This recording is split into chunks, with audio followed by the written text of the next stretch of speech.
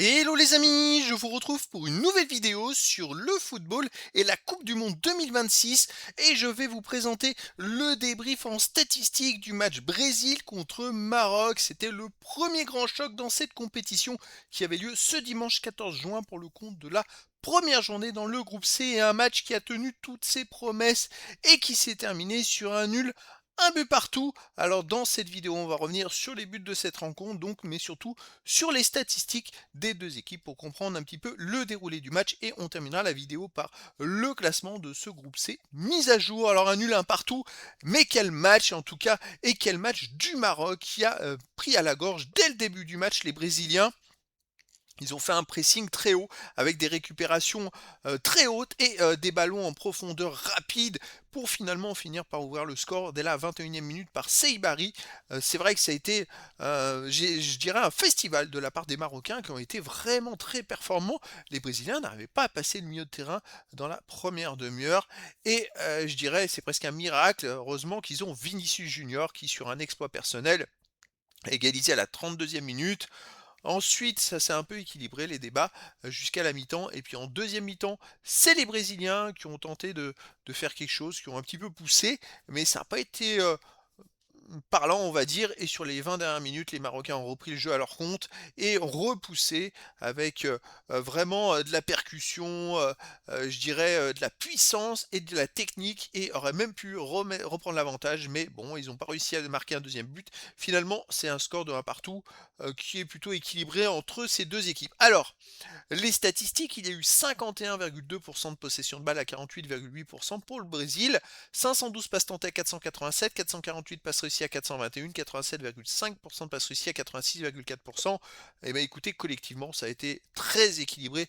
Alors c'est un très très très léger avantage pour le Brésil. C'est vrai que le Brésil a eu plus la balle en deuxième mi-temps. C'était où là ils l'ont eu vraiment beaucoup plus, alors qu'en première mi-temps c'était quand même les Marocains qui avaient j'irais plus la balle, surtout dans la première demi-heure.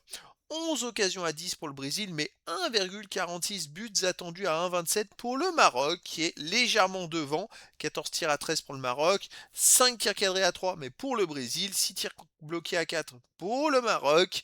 Aucun poteau des deux côtés. Vous voyez, il y a des statistiques qui sont dans les deux sens, mais c'est de justesse, c'est très très très équilibré en termes de stats. Les autres stats, un hors-jeu à 0 pour le Maroc, 6 corners à 2 pour le Brésil, 16 contre à 15 pour le Brésil, 5 interceptions à 4 pour le Brésil, 24 tracks à 23 pour le Maroc, 59 duels gagnés à 52 pour le Maroc, 4 arrêts à 2 pour le Maroc, 16 fautes à 14 pour le Brésil, 2 jaunes à 0 pour le Brésil, pas de rouge. Là aussi des statistiques très équilibrées.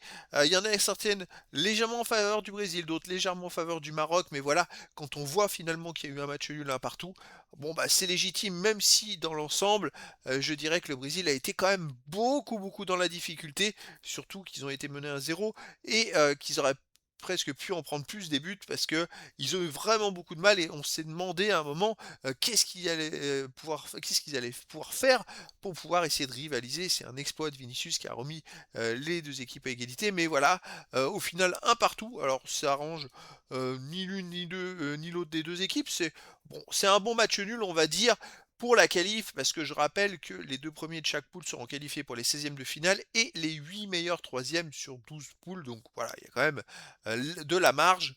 Et justement, dans cette poule, il y a un autre match qui va se jouer, c'est Haïti contre Écosse.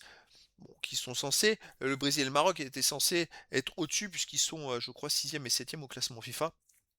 Alors, à la deuxième journée, on aura Écosse-Maroc et Brésil-Haïti. Et troisième journée, Écosse-Brésil et Maroc-Haïti. Donc voilà, bon, pour moi, le Maroc et le Brésil devraient normalement se qualifier eu égard au niveau de jeu qu'ils ont. Mais après, voilà, dans le foot, tout est possible. Et donc, c'était le débrief en statistique du match Brésil contre Maroc. Un match qui s'est terminé sur un nul, un but partout. Voilà les amis, et je vous dis à très bientôt pour une nouvelle vidéo.